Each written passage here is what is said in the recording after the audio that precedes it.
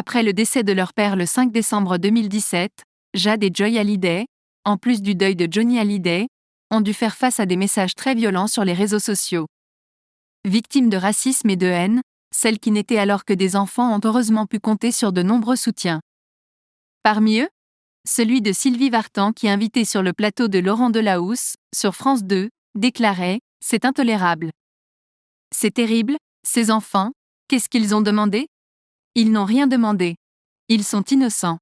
On tue leur innocence. » Ce dimanche 10 décembre, après une interview remarquée dans les colonnes de nos confrères de Paris Match, Jade et Joy Hallyday se sont confiés en exclusivité et pour la première à la télévision dans 7 à 8.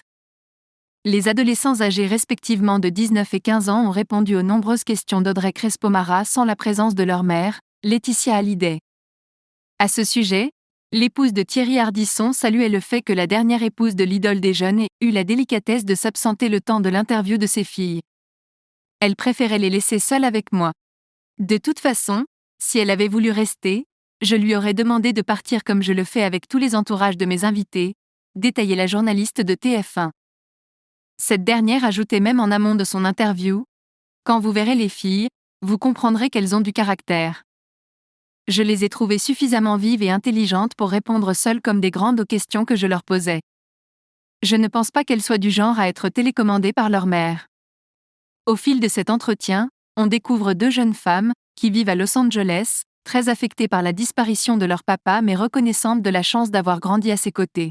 « On a eu la chance d'être adoptées par des parents incroyables, » confiait-elle. Jade, l'aînée, confiait que ça n'avait pas toujours été facile d'être médiatisée avec sa sœur et regrettait les insultes qu'elles ont pu recevoir et qu'elles continuent parfois de découvrir sous leurs publications Instagram. Audrey Crespo-Mara les questionnait : « Vous êtes très exposée au regard. Sur les réseaux sociaux, vous êtes souvent victime de commentaires violents. Quel genre de commentaires ? Souvent des commentaires racistes.